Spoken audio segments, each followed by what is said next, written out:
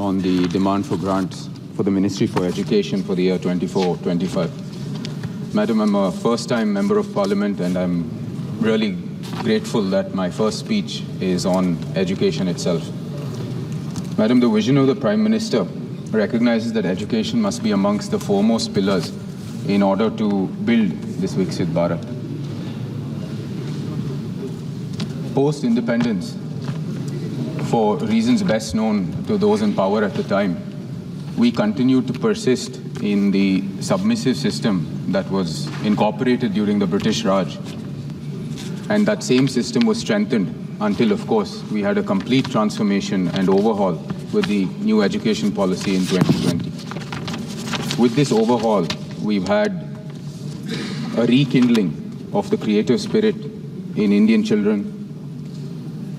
We've had our own interests and passions set free. And most importantly, we've been allowed to move on to the path of knowledge, which is a central tenet of the Bharatiya principle, the Jnana Marga. Alongside this, it is extremely laudable that the global goals that we also have, understanding that we are within the global community as well, is something that we are also aspiring to with the UN Sustainable Development Goals of ensuring quality and equitable education for all. Madam, the demand for grants reflects these, especially in the increased spending on education. Since 2014, we've had an increased allocation of around 4.7%, which, and in this year particularly, is an approximately 7% increase. 73,000 crores being spent on school education, 47,619 crores being spent on higher education.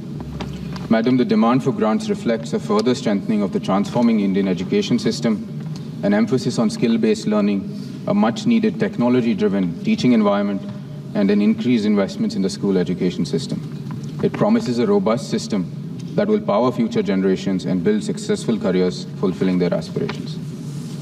Madam, it's a universal truth that education is a bulwark against perpetuation of poverty amongst weaker sections of society. And in this matter, the huge impetus given to accessibility to education is something that we must really praise. The Uchchatra Shikshan Protsahan Yojan, the specific mention within the budget of 10 lakhs for helping youth who do not qualify for any other government schemes and policy is an enduring central principle of this government's policy. Alongside this, we know the huge push towards improving infrastructure and quality in schools. In the last 10 years itself, we've seen the number of universities go up from 400 to 1,100. And this budget as well furthers that same ideal. The PM Shri, that is the Schools for Rising India, the National Mission in Education through ICT, the Malviya Mission Teacher Program, all of which contribute towards enhancing quality through technology-based learning, have been given a huge push.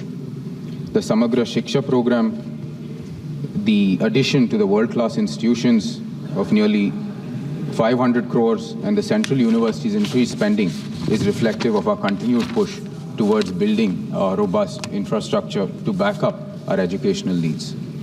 Madam, something that is very important, especially from my constituency within Mysore, is the need for this fostering of a spirit of innovation. And in this matter, it is indeed endearing that the research and innovation initiatives have seen a marked increase from 193 crores to 355 crores. Alongside this, Centers for Excellence in Artificial Intelligence, the promotion of academic and research collaboration, and the grants to multidisciplinary education, research and technical education all have received huge push, which is indeed much more enduring as well. Madam, this last point is not particularly a part of the Ministry of Education, but is nonetheless very much important because we have finally seen a shift in the perspective in which education needs to be seen. From the moment we enter the education system all the way to the point in which we start our careers, finally we are looking at it as a continuum, and that is indeed laudable, and that budget now reflects that as well through to giving us internships in the top 500 companies, as well as the Prime Minister's package for employment, as well as skilling. Madam, I represent the Mysore and Kodagu constituency. Mysore as a city has many legacy educational institutions and has made a name for itself in modern times as well as an educational hub. The city, however, I think aspires to greater contributions and we require many more economic drivers. So my kind submission to the Minister for Education is to set up a triple IT in Mysore. This will ensure that the educational base for fostering IT hub that Mysore has a potential to become will see be true. Madam, I also represent Kodagu, and Kodagu University is one of the newer universities in our state.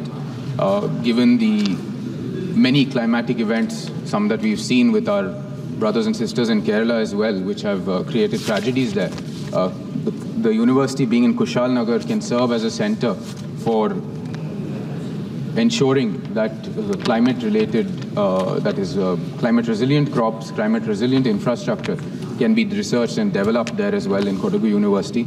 And it being at the doorstep of the Western Ghats, it is, I think, natural that it should be there. Madam, with this, I conclude my address on the discussion. I thank once again you for giving me this time. माननीय सदस्य श्री राजकुमार रोत जी।